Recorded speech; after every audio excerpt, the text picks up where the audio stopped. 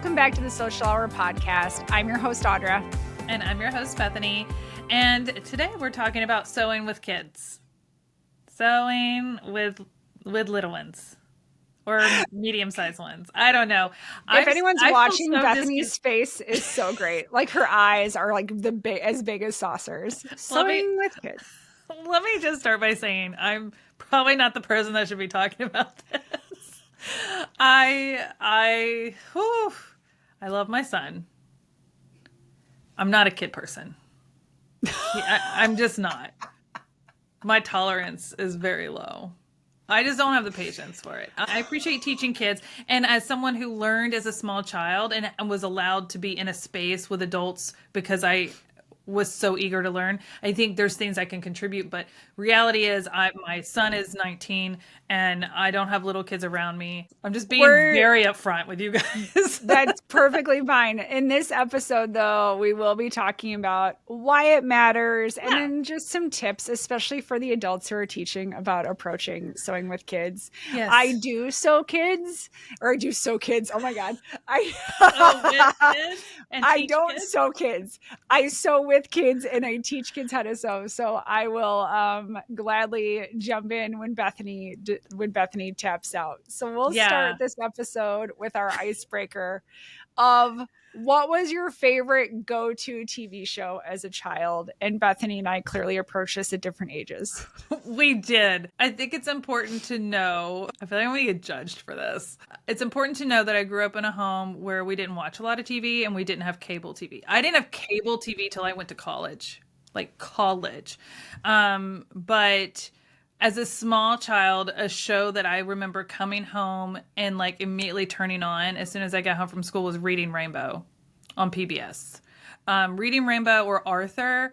I watched a lot of PBS. Like I said, we had 5 channels to choose from. And by the time I got home from school, it was still kind of like daytime TV. So that was all I watched. Then we would have like dinner. My dad would watch the news. And then we really didn't watch much TV after that. It was either homework or family time or chores or I was outside a lot as a child. But if it was nice out, I was outside. So I didn't watch a whole lot of TV. I watched a lot of movies. You said Reading Rainbow. I instantly went Geordie LaForge because LeVar Burton was Geordie LaForge on Star Trek The Next Generation. And that is how I knew LeVar Burton. But that is not the topic at hand. Actually, we could go there. But what was your favorite go-to show as a child? I actually just changed mine so we could sync up in ages a little bit. But now that you put this one on the notes, I'm like, I watched that one too. Yeah. So loved I initially had my more like teenage shows. So I just shifted to my kid shows. My show coming home from school was Little House on the Prairie. Yep, that was the other one. It was on TV every day at 3 o'clock. Mm-hmm. I loved Little House on the Prairie. Mm-hmm. I loved Half Pint. I especially loved the episodes after Mary went blind. Those were really great episodes. I feel like I should go back and watch that. It'd probably make me cringe a little. I loved Little House on the Prairie, and then I would also watch Jeopardy with my grandma. So I would come home from school. My mom was at work. I would go to my grandma's house after school, and I would watch Little House on the Prairie, and my grandma and I would play Jeopardy together. So what we would do is we would keep score, and then we would do our final wager for the final question. My grandma and I would. And such a nerd. I love it. Stop it. We have well established my nerdiness, and I own every bit of it. Hence my Star Trek TNG reference, because that was also a childhood show for me. My dad and I would watch Star Trek TNG. I would walk around my bathroom with a headband across my eyes and pretend I was Geordie LaForge. Wow. Judge as you will. I also would, because my mom was a teacher, so a lot of times I came home with her. But if I couldn't, we would spend time with my grandmother at her house, we would put on a show. And it was either something on PBS or it was Wheel of Fortune. And we would have hot tea and cookies or a little sweet treat. And I will never forget those memories of sitting there. And it was one of those big wooden box TVs that didn't have a remote, so you'd have to get up and change it and everything. Gosh, things have changed a lot. Yeah, so we would love to know what your favorite go-to show as a child was at any age, but kind of like that I'm coming home from school, turning on a show. And put that in the Social Sewist Facebook group in the chat for today's episode. We'd love to know. It's just fun. It's just fun. We're going to start off with talking about why sewing with kids matters. And this is something I preach, and you guys will hear me say it time and time again. Creativity builds confidence. I cannot tell you how passionately I feel about this.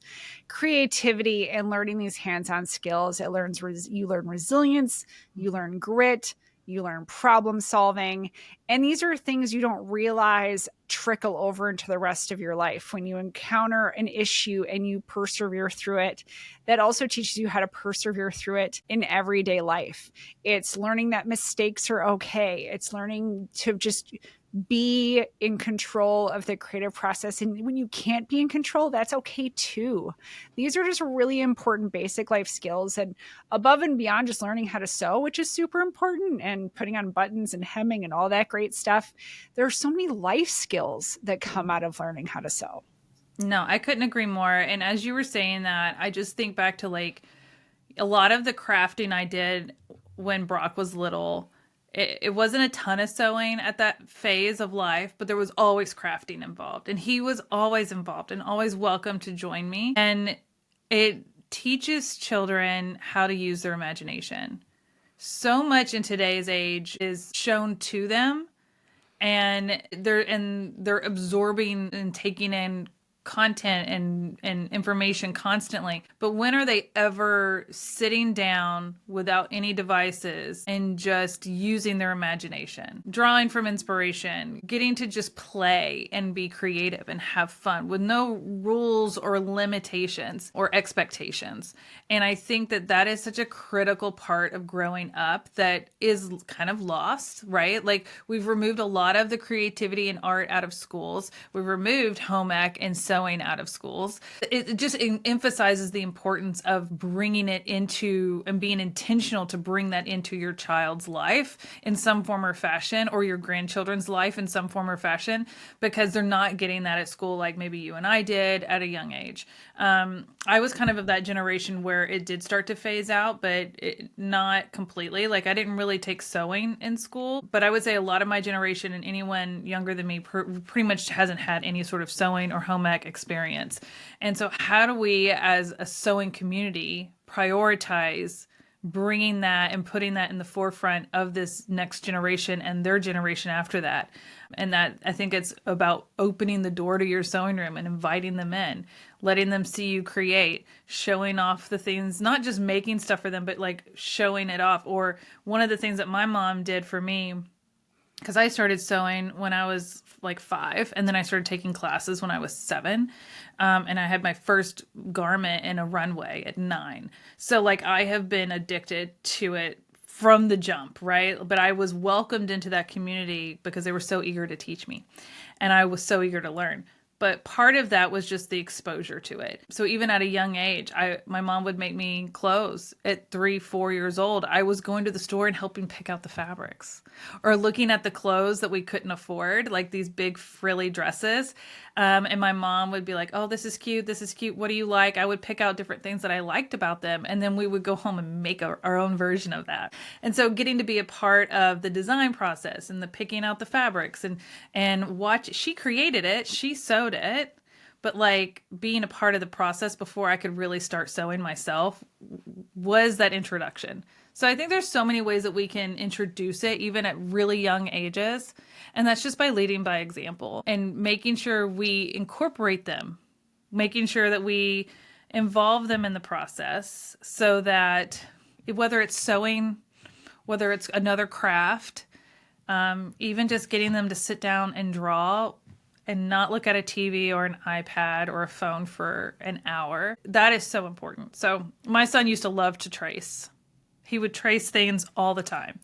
And I got him a light board back in the day, one of those big light boxes, and he'd sit there and trace and trace and trace. Yeah, he liked playing video games and he liked watching movies and doing those things, but it became another source of entertainment for him to be able to express himself and be creative. And my fridge was covered with all these, like, I don't know, traces of all sorts of cartoon characters and all these other things that he loved to watch on TV. So I think we just have to find what interests them and meet them at that level. When we include them, they pay attention. Right.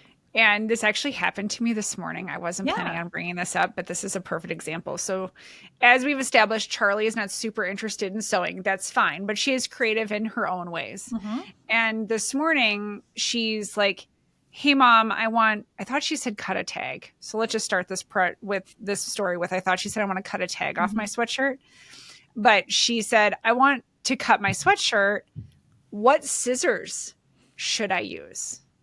I was like, raising her right. Hey, she is paying attention to the fact that there are different scissors for different things. So even though she doesn't really sew, she's around this space enough. We've made enough things together. She's been in the process enough that she's at least aware enough that there are different types of scissors for different things. And, you know, she didn't want to sew. She wanted to cut the hood off of a sweatshirt, of which I said, not this sweatshirt. I love the idea. I love that you want to customize your clothes, but let's go find a cute thrifted sweatshirt and do this. We're not going to do it with this one because not the expensive one that we bought. Not this one, but A for effort. But the point is they pay attention and they show creativity in their own ways.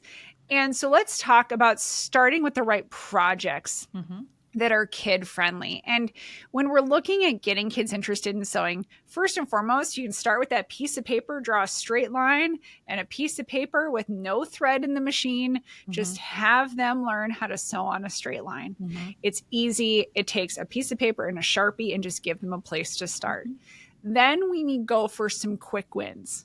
Pillowcases, drawstring bags, scrunchies. Those are easy wins, and you can make a boatload of them for them and all their friends. Invite their friends over. All the friends can make scrunchies. Plus, it's a great scrap buster. Bookmarks are another great approachable. It's a rectangle. They learn how to push things right side out. These are really approachable and things that they can take to school or to their friends or give to their friends to go, hey, look what I made by myself. And that's really rewarding.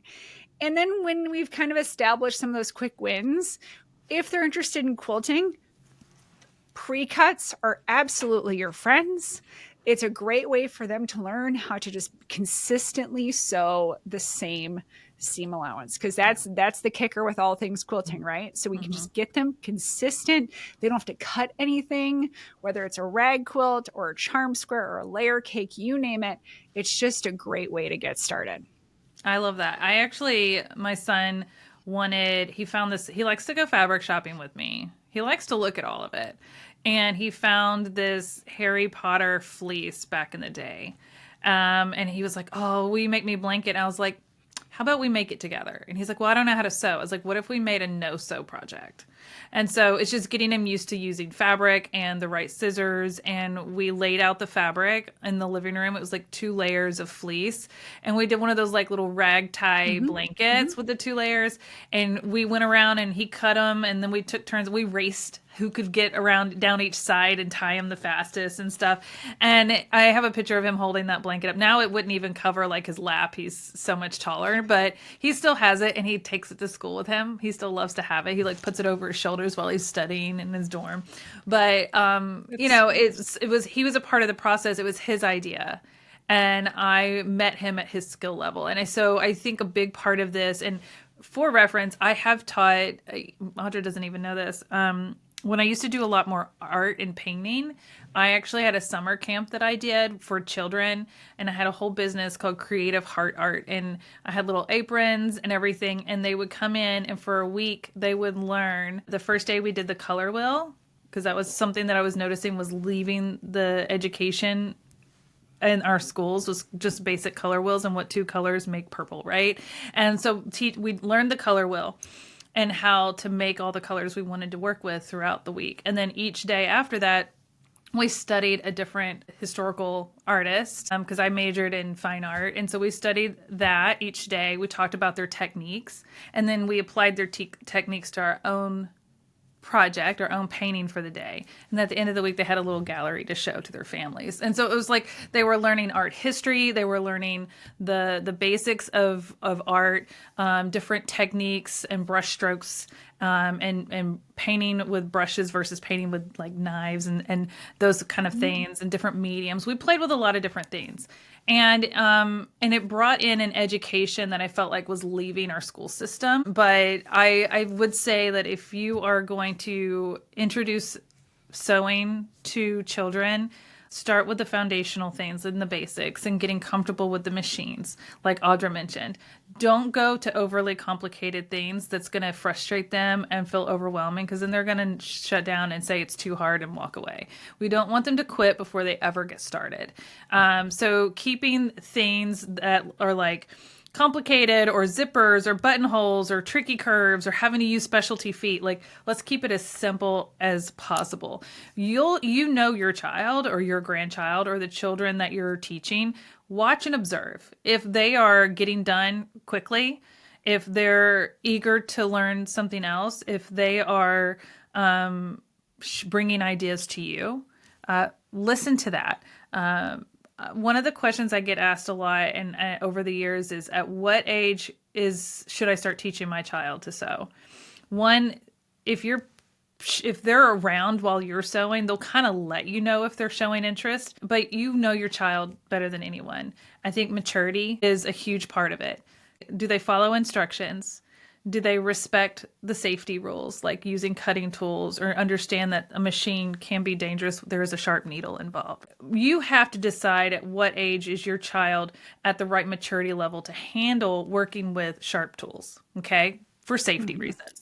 And knowing that they will respect the rules to keep themselves safe, and also know that when you're not around, they can't use those tools. Like there's adult supervision involved, especially with really young kids. Like I started sewing when I was 5.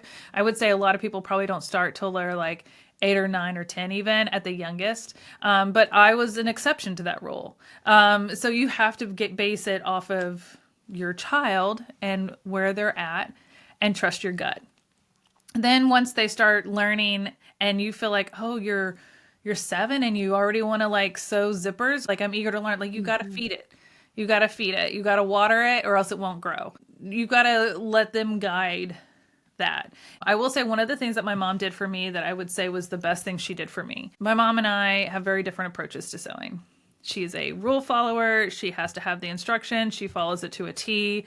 And she does this with recipes for food as well. I am like it's a suggestion. How can I do it differently? How can I make it my own? How can I put my own spin on this? Like that's my mentality, right?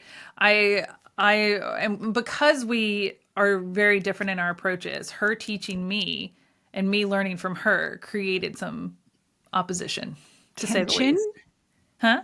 Tension would be a good word. And so we kind of quickly learned that like I was wanting to explore things even outside of the things that she was comfortable teaching me. So that's where she signed me up for classes. So I took classes from a store that's no longer in existence here in Nashville called Dancing Needles. And I was the youngest person in these classes by like decades, okay? And I was the only child in these classes, but my mom shopped there. I think she got machines from there. Like she knew the owners. So I started taking classes, and that's where I made my shorts with the elastic with the pockets. Then I made the baseball style tee with the piping and the embroidery and the cutaway applique and the buttons and all of that, the facing, like I did. And that was my outfit that was on a runway. Like, and it was because I so badly wanted to express myself through this craft, this art, and needed the right tools and teaching to do so. And I thrived. And so my mom's a sewist. She's a fantastic sewist. She's a quilter. She's made her own clothes in the past. She's made bags, but she recognized that for me to grow and learn, I needed to learn from someone that aligned with my willingness to be flexible. If you find that your child wants to learn to sew and they are wanting to learn in a method that you're not comfortable teaching in, because that's not how you learn, it's okay to find someone else. Maybe it's a YouTube tutorial. Maybe it's a local class. Maybe it's a summer camp like Audra taught over the summer. We all teach differently, but we all learn differently. And don't let the feeling that you have to be the one that teaches your child or grandchild be the reason you don't enjoy teaching your child or grandchild, and or they don't enjoy the craft anymore. Anyways, that's my little, like, if I had anything to contribute to this conversation as someone who's learned as a child and the impact that had on me for my mom to say, yeah, I know how to sew, but like I'm going to let this other person take it on. That was huge for me. I think that talks to making it a super positive experience for kids and realizing the best ways to make it positive. And my biggest thing when it comes to keeping it positive is to normalize making mistakes, whether it's by embracing your relationship with the seam ripper early or just considering them design choices. Don't ever make it feel like the kids have messed up or they've failed or they've disappointed you. This is just, it's a learning process. It's not that serious. Not that serious. When I was teaching this summer camp and we're making this bag, I think I talked about this in a previous episode. This one girl was making some consistent mistakes, and one was a pretty big one. And she's sitting there with a seam ripper, and somehow her stitch length had gotten really, really short, or I think she was just sewing, like, I think she had just gotten it kind of jammed up. So the stitches she was pulling out were really, really small, which is the worst. And she was like, I would rather be doing anything in the world than this. And I'm like, I feel you. I absolutely feel you. I've been there. I've experienced it. I get it.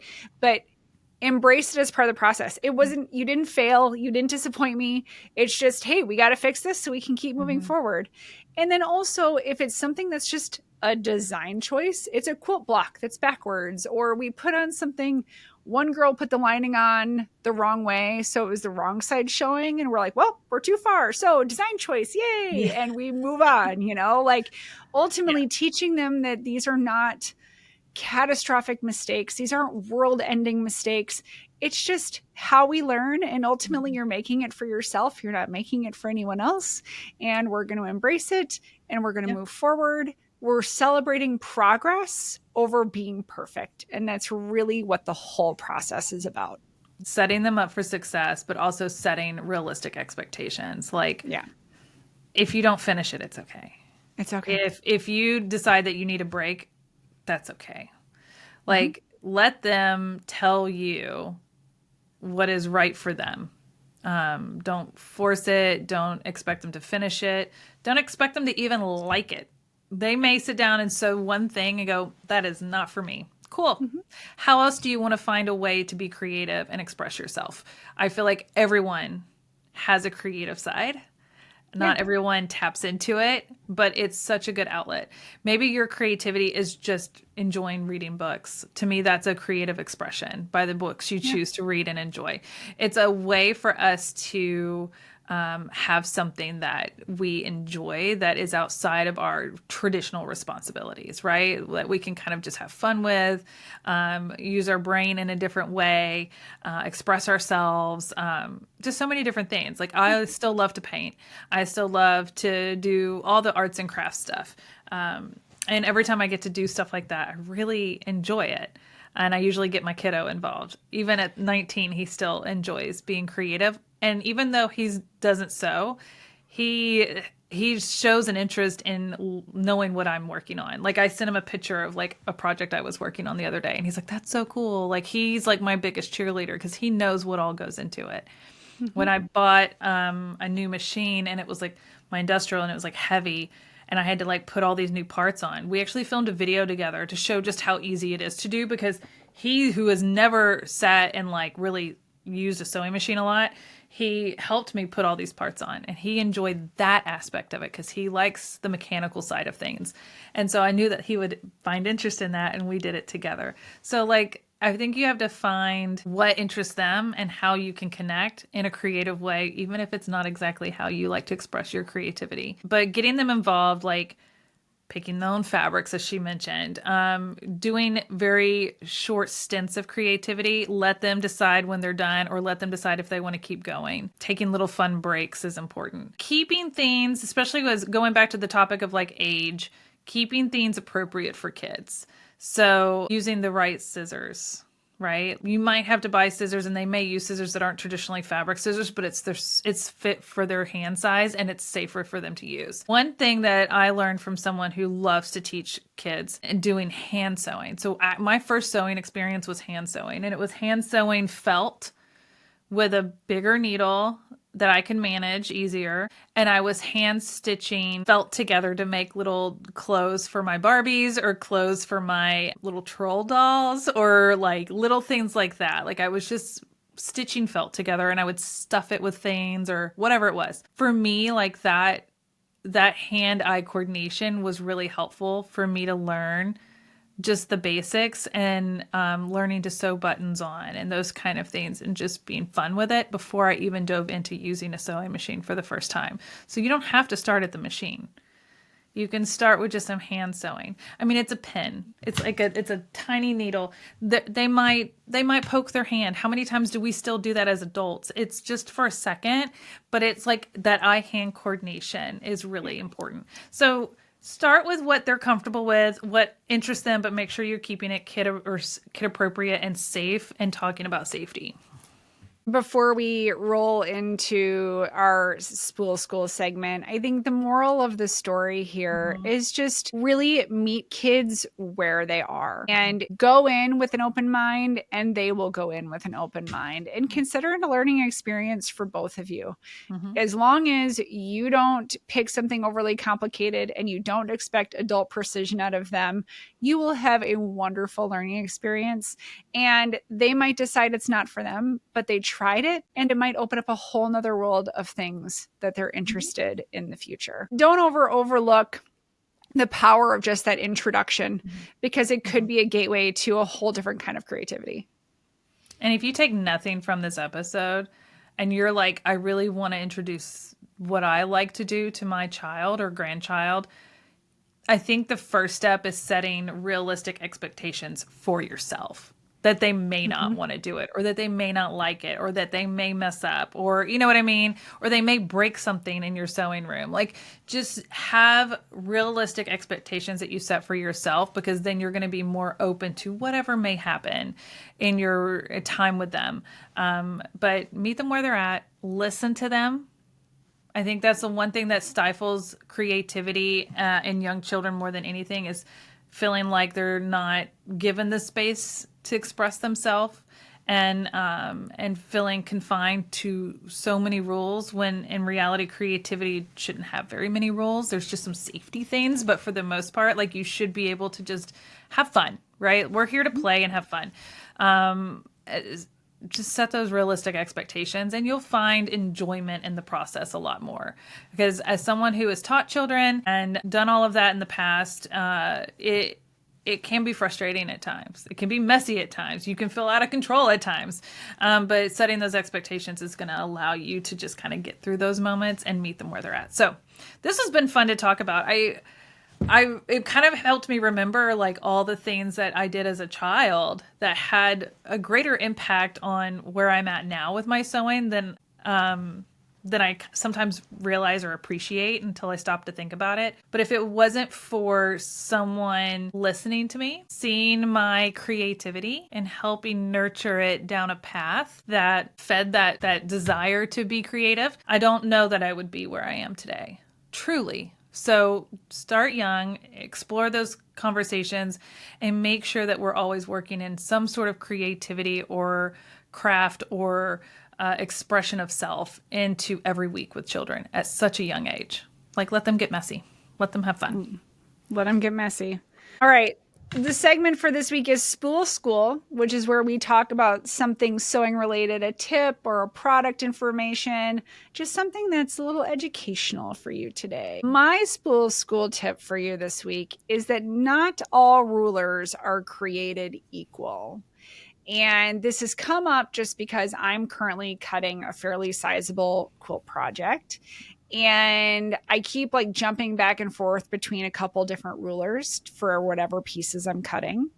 But I always check to make sure that all the measurements are the same, because sometimes, just sometimes, whether it's a production error or it's a manufacturer difference, not all rulers are created equal. So you might grab a 6-inch square ruler from one company and from another company and put them over one another, and maybe they're slightly off.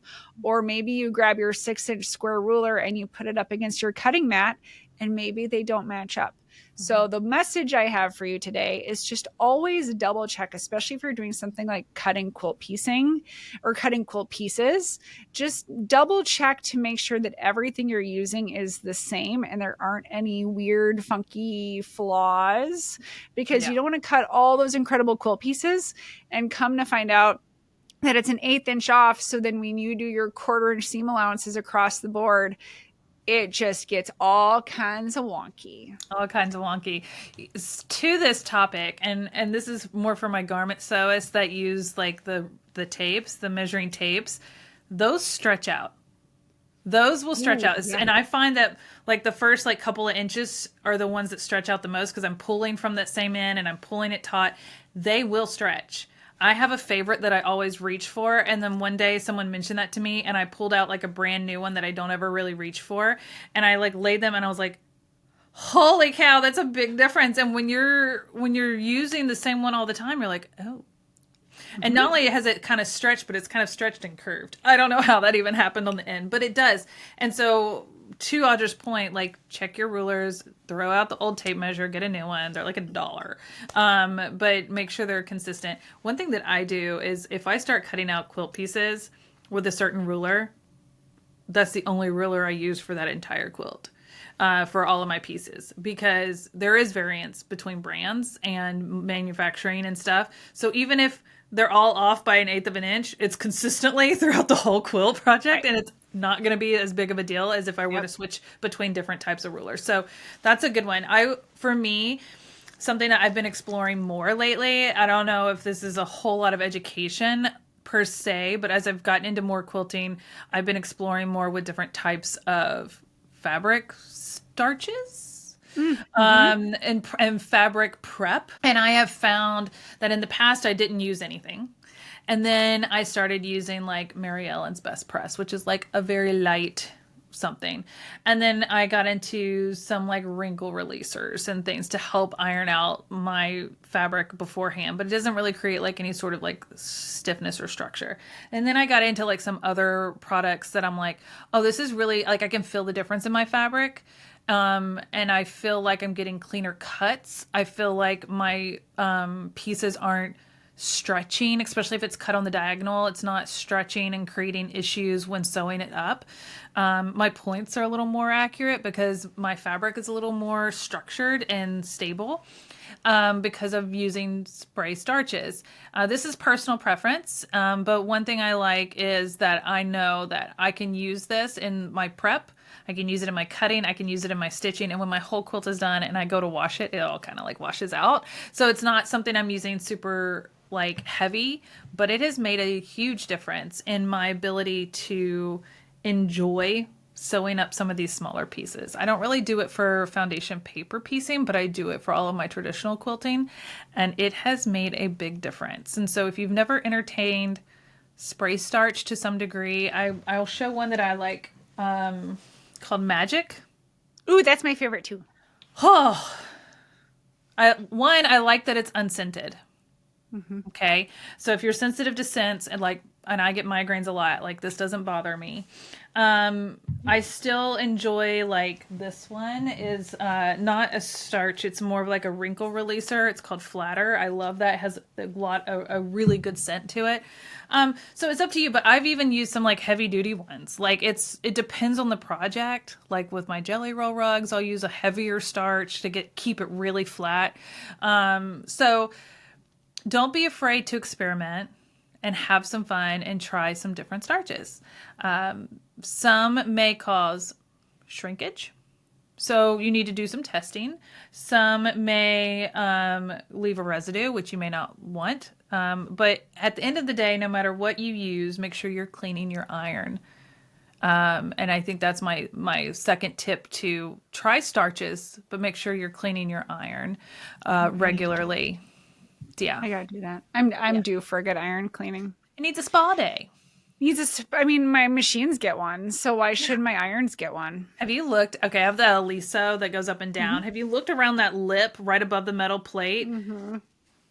If you haven't, I almost want to tell you not to look, but like you need to look and you need to clean it because it gets funky. Yeah, okay, I gotta do that. All right, Yeah. so that is not you. I'm not calling you out. I'm in that boat with you because it's like I didn't even look at that. I'm just like I grab it and I iron and I sit it down like I don't even look at it. For the Aliso, it's where it goes up and down. It's the front leg that goes up and down. I don't know if you looked at that. It's a little funky, and I need to get in there and clean that because that's a little. But all irons need a good cleaning. So there's a second tip for you. Introduce yourself to spray starches and find one that you like. I ordered like clean your iron. 5 or 6 different ones off Amazon, and I've been playing with them all. A little science experiment. But then clean your irons. I learned that straight from Michelle with Aliso. She came on to our March virtual event that I did with Caterpillar, and she had like a whole lesson on cleaning, how to properly clean your irons and store your irons and all of this stuff. And I was just like, I thought I knew more about irons until I had that chat with Michelle, and I was like, oh, I'm not properly taking care. No, she's a gem. Maybe we should have her on the podcast. Yeah. She's a little iron wonderful lesson. Yeah, we all need it. What is your you love to see it? Actually, no. I'm not allowing you to go first.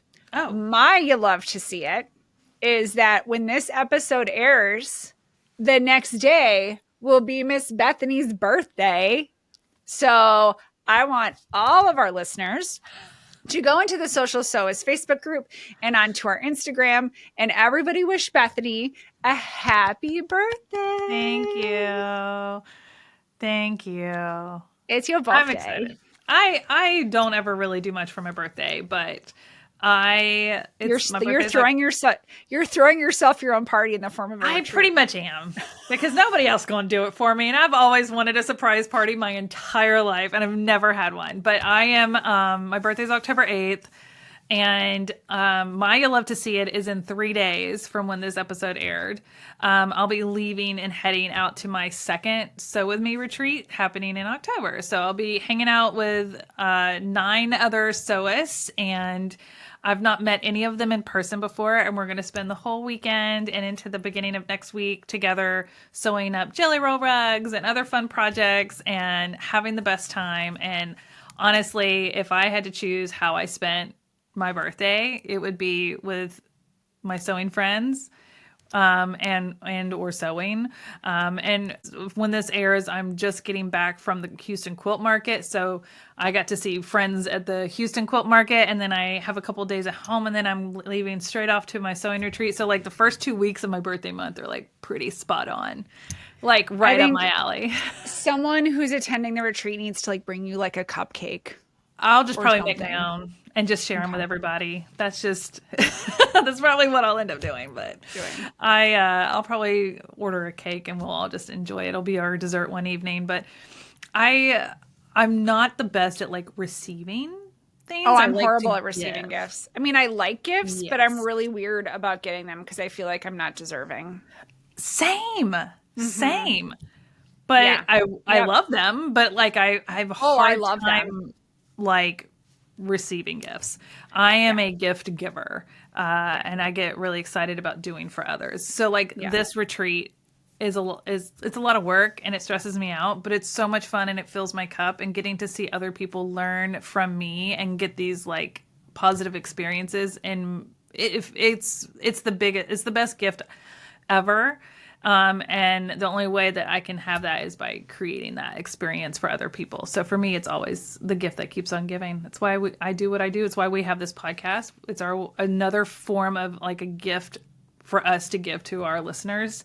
And I'm just so grateful for all of it. So yay, happy birthday to me. Happy birthday to you. Again, our Sewcial Sewist Facebook group is a great place to continue the conversation. You can also leave comments to our YouTube videos if you're watching over there. We love to hear and see those.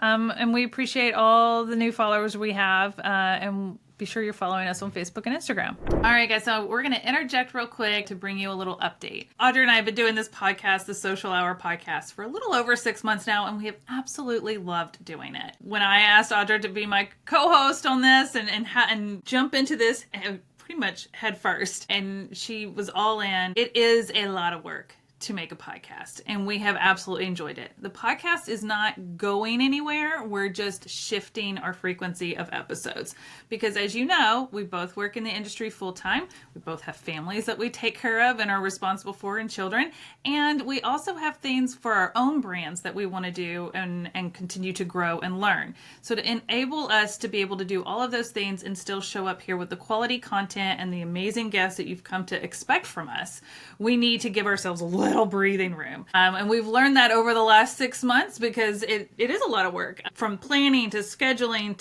to writing to filming and editing and then scheduling content and posting all of that. It is a lot. And it's just the two of us and then her amazing husband that edits our podcast, our long form version. So it's just us. So with that being said, starting next episode, we're going to be going every 2 weeks. So every other Tuesday, you'll still get a podcast. You'll still get to hear from us. We'll still have content in between there, but I just wanted to let you know that there is going to be a shift in frequency, and that is just to benefit us and the podcast and our listeners. So we hope you're not upset with us, but please know it's for the best. Yeah, and we're still going to be present in all of our own personal channels, whether it's newsletters or tutorials or reels, you name it. We're still here, and we appreciate you supporting us and understanding that we still want to deliver that high quality content, and the best way for us to do that while still doing all the things Bethany listed is to shift to a bi-weekly schedule. We already have a lot of 2026 sketched out. We are super excited for it. We are going to bring all of the great Bethany and Audra content that you've come accustomed to over the next 6 months, and hopefully even bigger and better because we've just got a little bit more airtime. We also hope that we can deliver more tutorial content, educational content through our own channels along the way. And we truly cannot thank you enough for your support.